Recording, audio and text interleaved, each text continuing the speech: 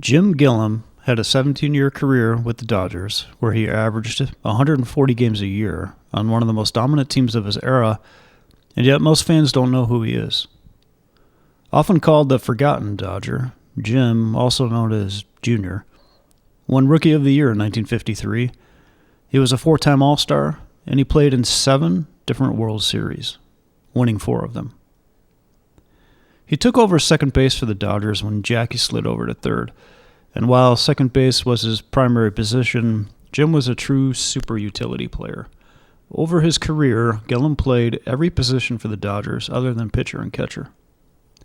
He's the only player in baseball history to hit a home run in both the Negro League's East-West All-Star Game and the MLB All-Star Game.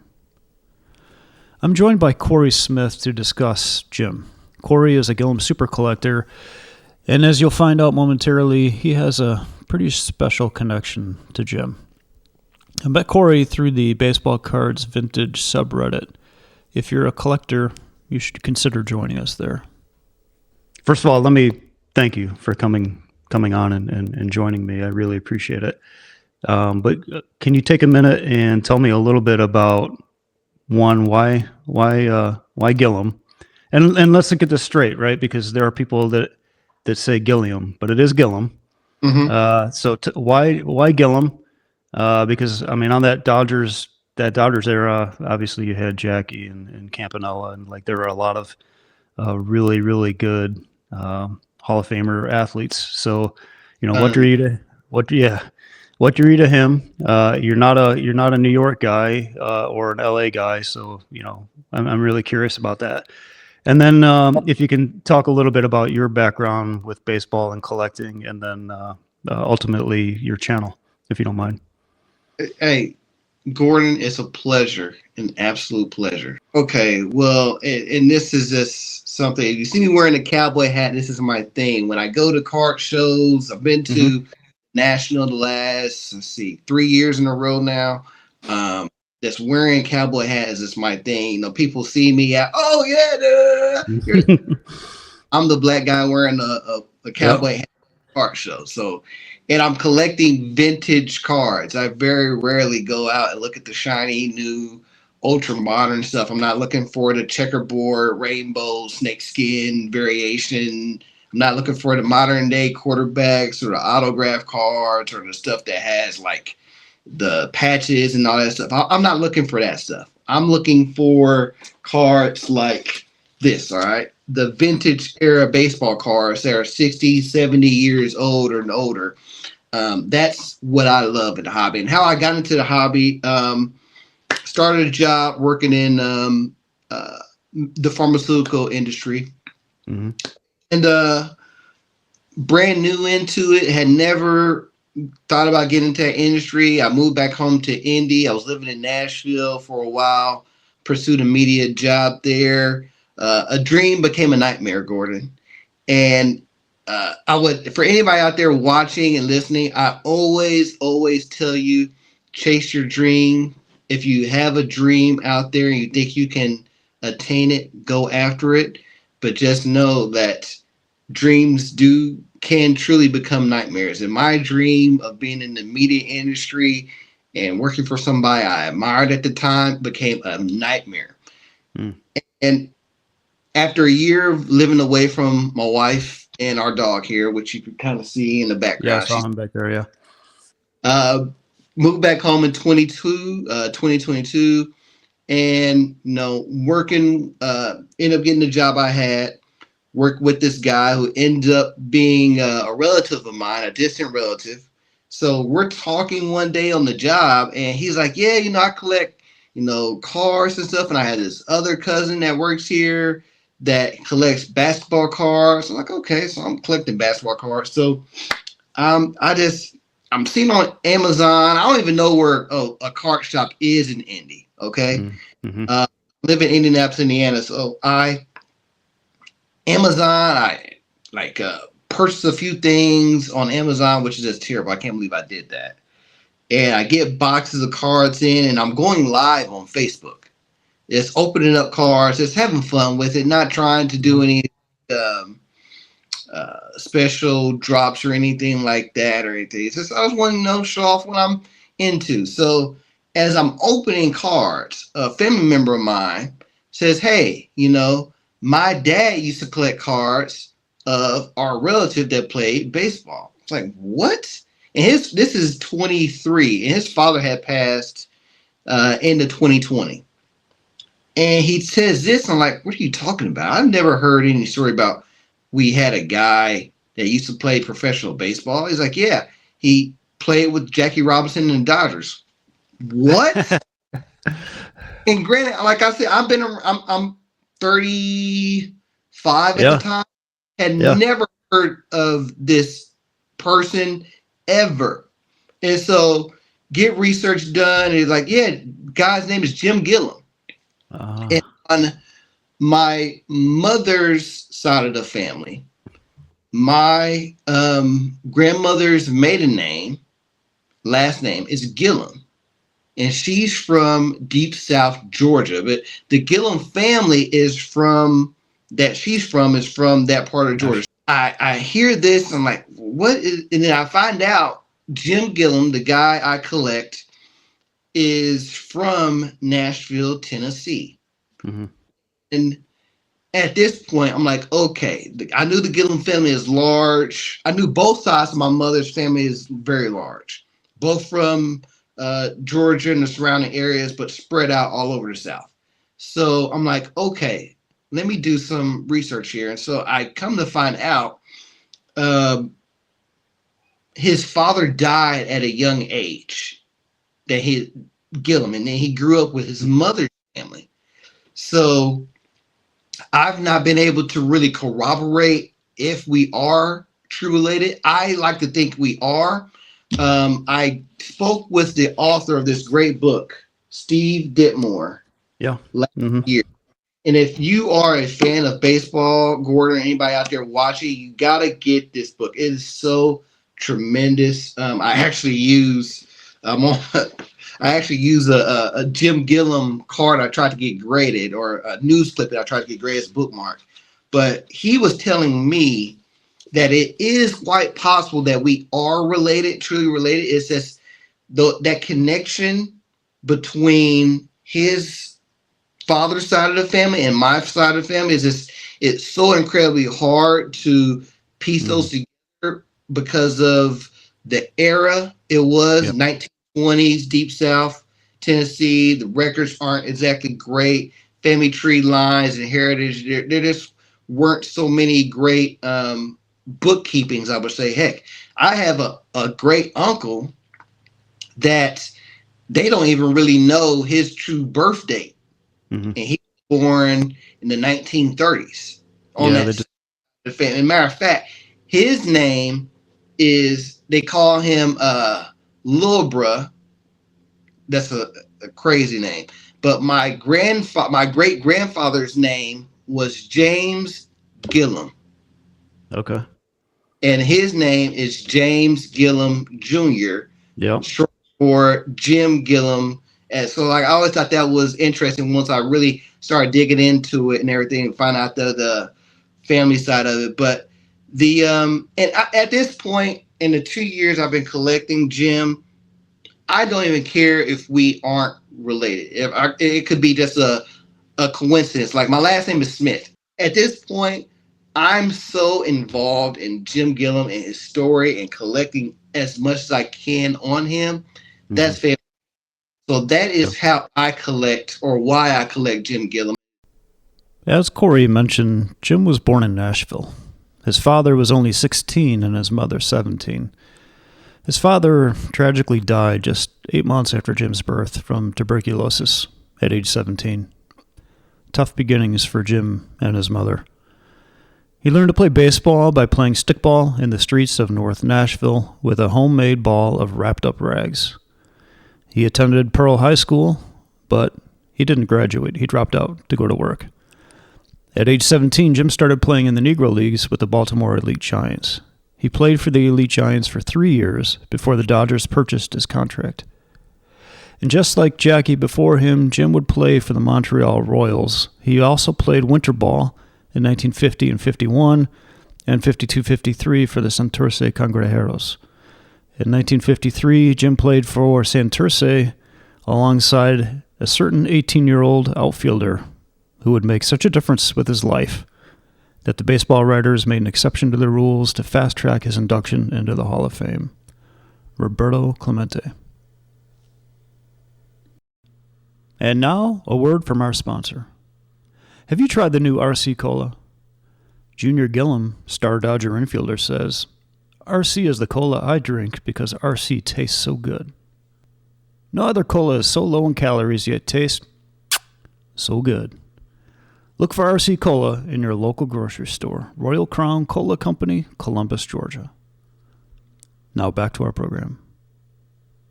People don't understand now because we've been in an era where that's not a thing. But late 40s, 50s, 60s, like to be a player, a non-white player in this sport, which baseball truly was king. Basketball and football were around. Yeah. They weren't nearly as popular as this sport. Like baseball has been around since the 1800s. Mm-hmm. All right. And like these guys were doing something that had been outlawed against them unfairly for close to half a century. And so many great players didn't get the opportunity to play at that level, or by the time they did, like a guy like Satchel Paige, they were way past their prime. Mm-hmm. Right. Good point. Dr. Stephen Ditmore, author of The Forgotten Dodger, agrees with Cory that Jim had the numbers and should have been called up to the Dodgers a year earlier, but there was somewhat of an unwritten quota system. The Dodgers already had 4 black players, Jackie, Campanella, Don Newcomb, and Joe Black. And oftentimes people make the mistake of thinking that once Jackie endured 1947 that the floodgates opened. Definitely not true. By 1952, there were only 6 teams integrated: the Dodgers, Indians, Browns, Giants, Braves, and White Sox. Social changes, they move slowly. It was another 12 years after Jackie's debut before Pumpsie Green broke the color barrier for the final franchise in the Red Sox. The Dodgers would be the first team to start 5 black players in 1954. And Junior would become the first black base coach in MLB, first base coach for the Dodgers in 1965. By the end of 1963, Junior had started talking about the end of his playing career, and he told the Sporting News that after the 66 season, he would like to retire and become a coach or manager. But there had been no African-American managers in professional baseball, and only one coach, Buck O'Neill, who worked for the Chicago Cubs in '62. When manager Walter Alston retired in 1976, Jim hoped to get the job. He interviewed for it, but the job ultimately went to Tommy Lasorda, who asked Gilliam to stay on. And Jim, he did stay on to work under Tommy, and he became the team's hitting instructor. He stayed loyal to the Dodgers and waited quietly for another chance to manage. He never got another interview. So our paths never crossed. Nobody's ever said anything, mentioned anything about him.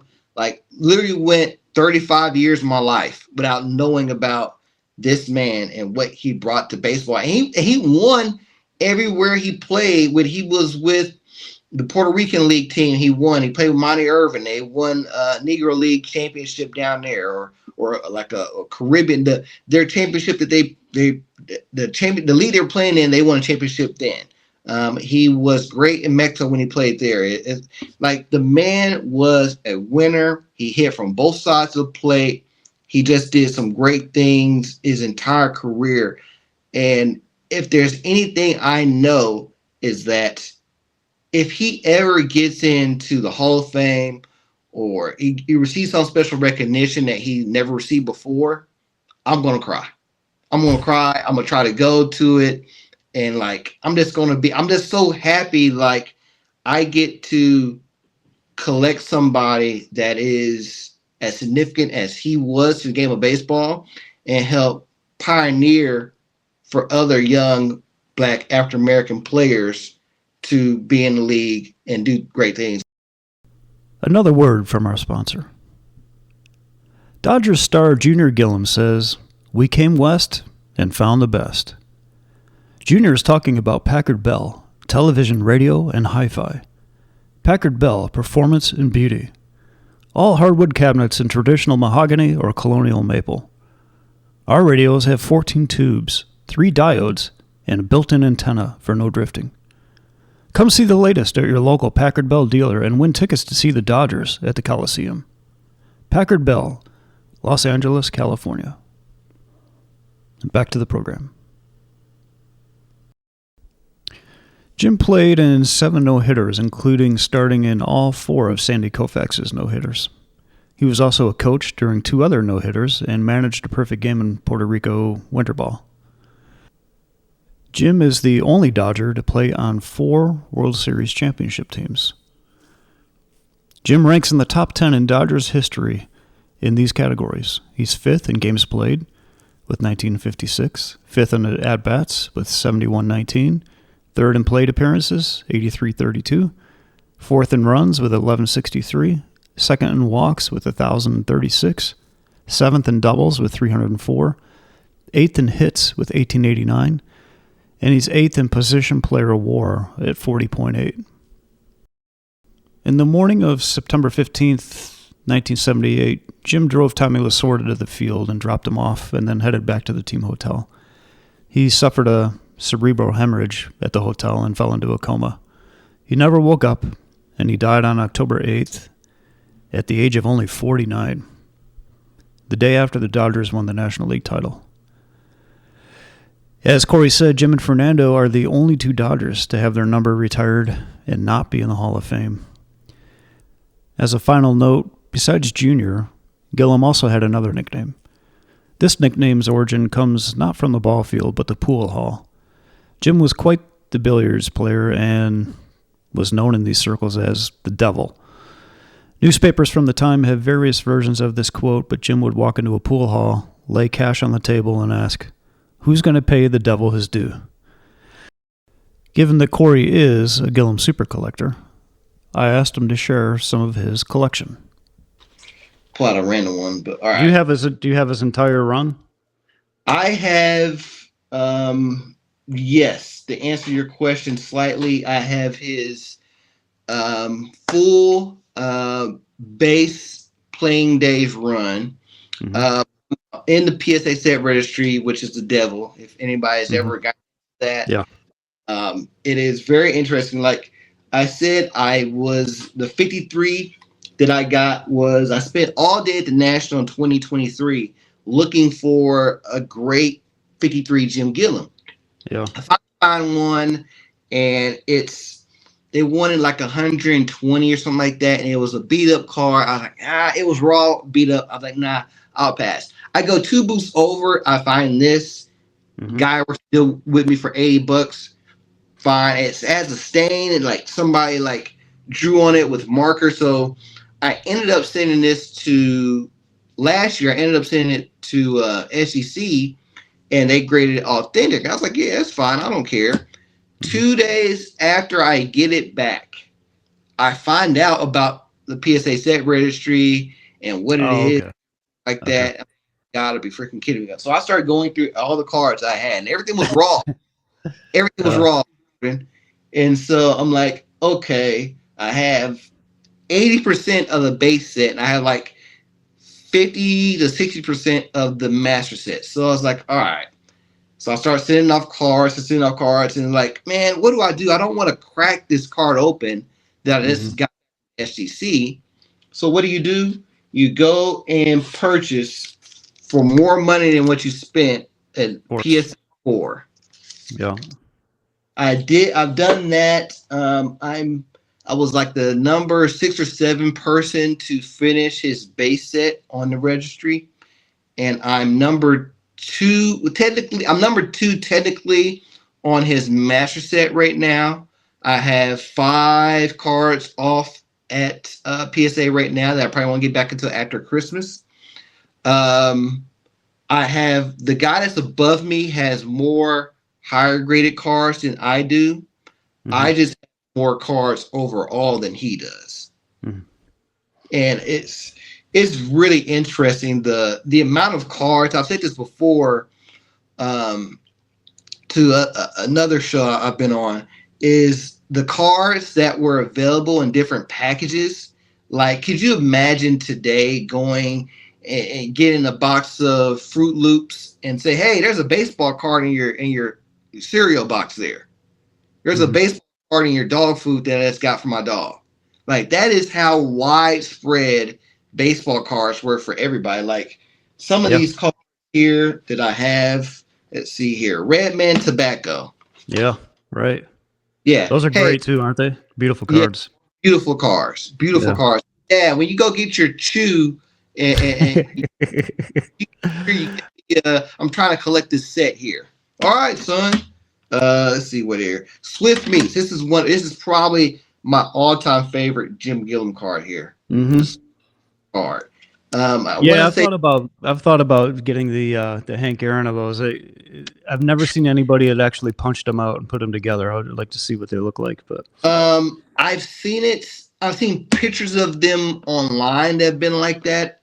I'm sure they would still be worth a little bit, but not nearly no. whole.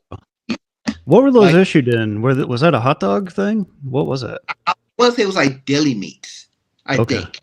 it may have been hot dogs. It may have been Bell brand bread. Hey, mom, we need some more bread, but I need you to make sure you get this. I'm looking for the ones with baseball cards. All right, so make sure Nice. Bell brand bread baseball. So yeah, let's see, Packard Bell.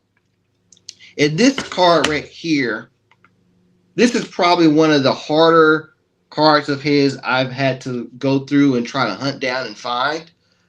Which brings me back into another great story about my collection and the people I've encountered in this hobby. Like, I've I've encountered so many great people: Jeremy Lee, Leighton Sheldon.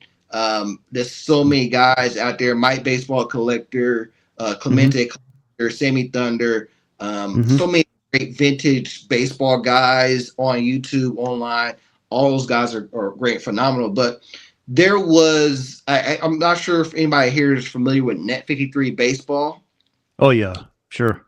the baseball forum. I had been told about it. I had never really done anything on it, and so Sammy Thunder sends me a link, say, "Hey, I think this guy here has a Jim Gilliam card that you need." It's like, all right, so I go and look, and it's up 1958 Packard Bell Raw. Yes, I need that card, and I need it like I need to breathe. But this was around Christmas. I was focusing on other things. I wasn't really collecting cards at that time. I was, Hmm. but I wasn't, actively pursuing this card. So I was like, hey, I'll hold off. So I kept that link off to the side. I eventually reached out to him February, March, whatever. It's like, hey, I'm interested in this card. Is it still available? He's like, yeah. It's like, hey, well, look, I want it. I want to, get this card from you. And it was a process of going back and forth with him online for about a week or so. And I think I kind of pissed him off because he's like, man, you must be a scammer. I've never had to work this hard for a deal, anything like that. It's like, no, I'm sorry, buddy. It's like, I am not online on here. He's like, you don't have any post history. He just reached out to me. I don't want to deal with you anymore. It's like, hey, I'm sorry. This is my channel. This is what I do. I'm new here. It's like, all right. So he makes a deal with me. I make a post on Reddit, which probably you saw about my Hmm. collection of Gilliam clips, and it just blows up, absolutely blows up. So he messaged me and said, "Hey, man," or no, he didn't message me. Excuse me. He sent me probably my rarest gift ever. It is a Topps Vault. All right, Topps Vault. Basically, this is like a one of one Jim Gilliam card.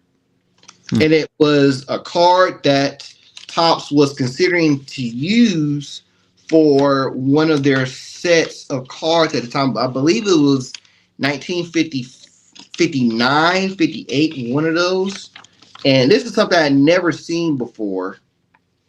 And I had no clue about it. The picture ended up getting rejected, but it comes with a letter of authenticity.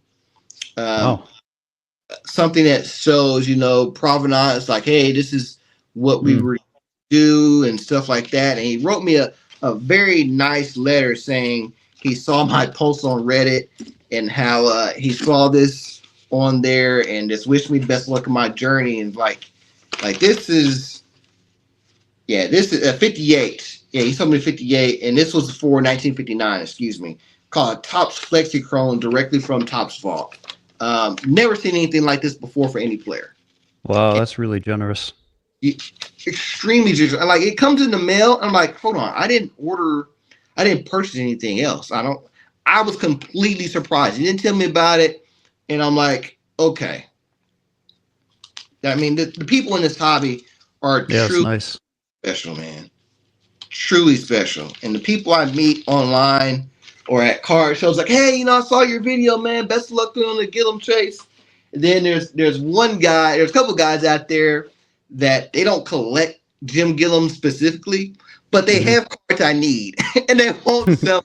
It's so frustrating. I love them still, but man, it's so frustrating because when you at the peak of a collecting journey, like everything I have now is the easiest stuff to find. Everything I'm looking for is impossible to find.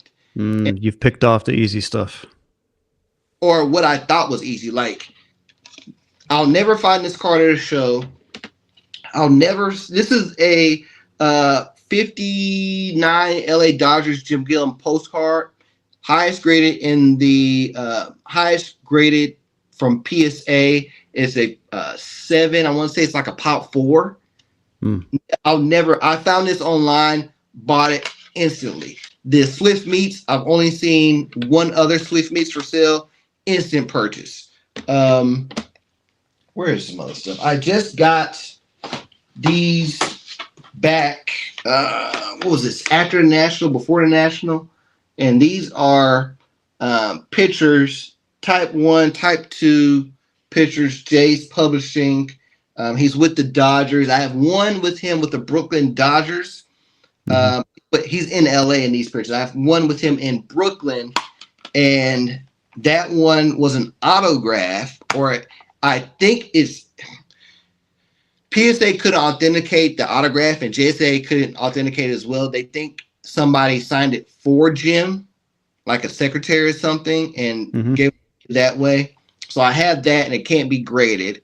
But everything I'm looking for, I can go to a million card shows. I will never find those cards at that card show. It's like they're in special collectors' hands. I could Mm-hmm. probably go to Rico and find them at a random card shop or something like that. It's his early playing day stuff before he got to the major leagues, and one regional card from LA.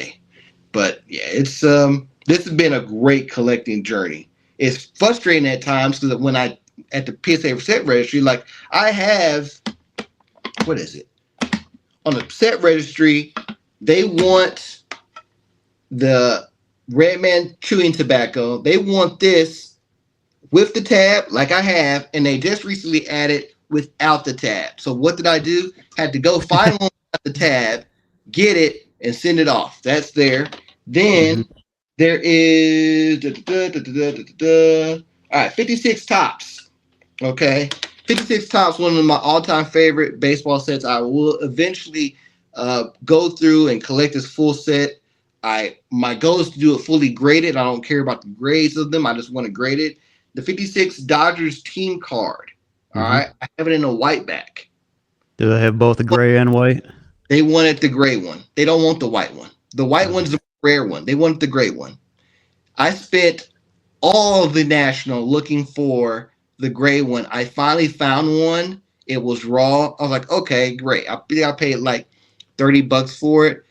The next day, I find a gray one graded PSA. I was like, give it to me. Come on. This. I ended up using that card on another deal for something else.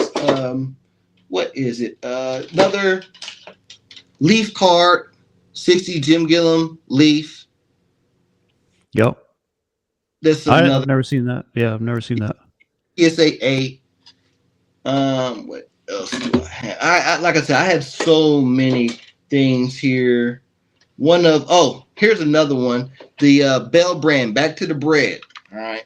So it's so funny when you go to shows. People are like, oh yeah, let's comp and let's do this. Well, a lot of people don't understand is when you go into some card shows, it becomes a nightmare to get signals outside these buildings. And Yep, yep, yep. Especially the national, from what I've heard, huh?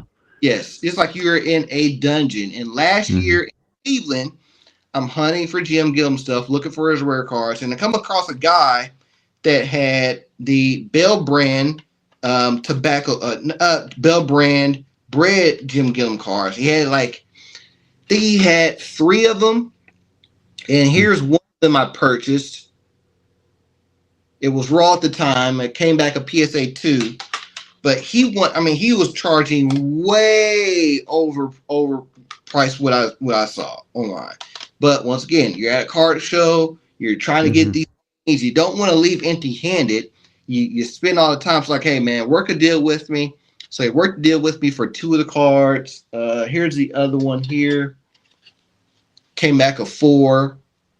And then I said, you know what? I know I could find the last one online for cheaper. Found it as soon as I got back to the hotel room out after the show, purchased it for cheap. So uh, it's hard to comp card sometimes, but it's really interesting. And then let's see here. Oh, post serial card, 1962 post serial. So you would get these in, like you say, your cereal, post cereal. I'm trying to think of what is post cereal nowadays. Is It's it like Sugar Smacks and stuff like that. But Yeah. Then they have if they still there's have also those.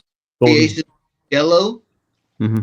So that is really interesting. And this year at National, I was looking for the 61 because I had a 61 that was in bad condition and PSA winning grades. I'm like, all right, so there's two variations of it. There's a hand cut and there's a perforated that you could get. And I was just focused on the hand cut, not thinking I would find the perforated. I come to one table, I want to say it was Stan's Vintage Cards, and not only did he have the hand cut, he had the perforated, and I have a great video of me finding that on my channel. Um, like those are off at PSA right now too. I wish I could show them to you, but those cards are incredible. Another thing that's incredible is like little small stuff, trinkets. Let's see here. I want to call them trinkets. Armor coins. You ever heard of armor coins Yep, or sheriff yep, coins? yep, Yeah, right here. This is yep. Salada. This is Sheriff. Came in potato chips. Yeah. And then they had stamps. Do you have any stamps? Yes, I do. Yes, I do. And I just.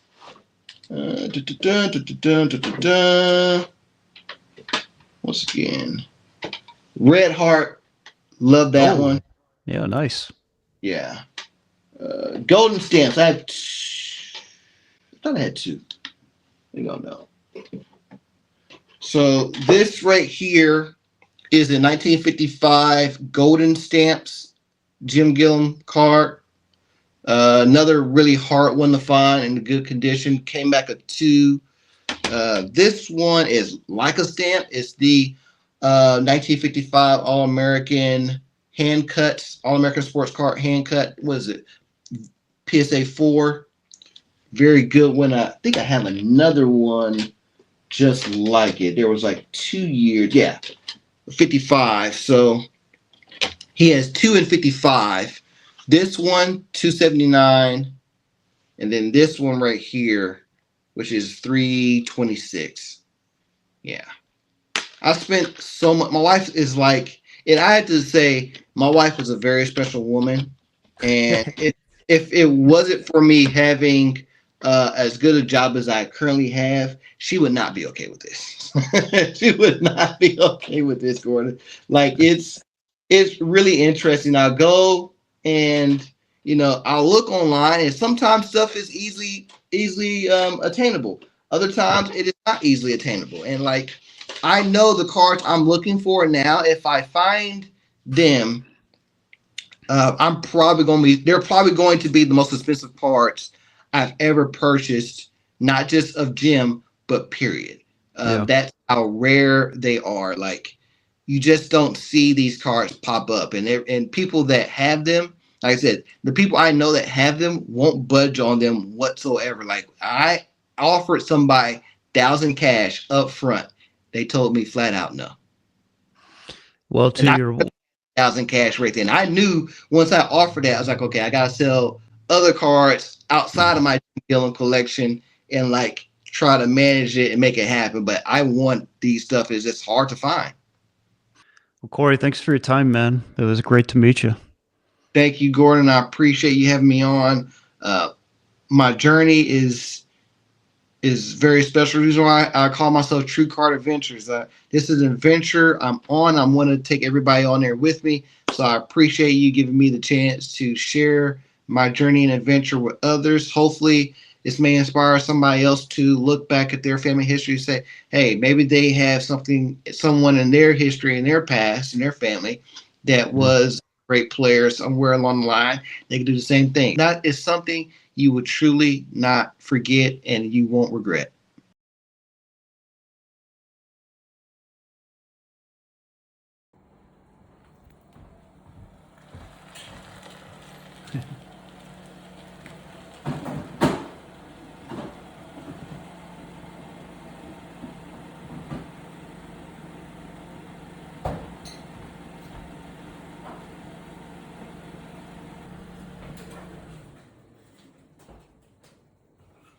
Let's see when the tail starts wagging. Look at that, Chucky. Hey. Nothing yet. What's that? Oh, Chuck Chuck. Oh, Chuck Chuck. I know. Well, he ran into it one of the first few weeks he was here. Yeah. Hi, hi, hi. I'm so happy you're here. Hi. What did you guys do with Chucky today? Going for a walk. Oh, We played some popcorn. popcorn. That's fun. Woo! Chuck beat me up the stairs. He's pretty fast. He is. Usually I can beat him though, but he got me this time. You stole one of my socks. Shocker. Shocker. Whoa, flat face. Let me see those teeth. Let me see those teeth. I can't see them.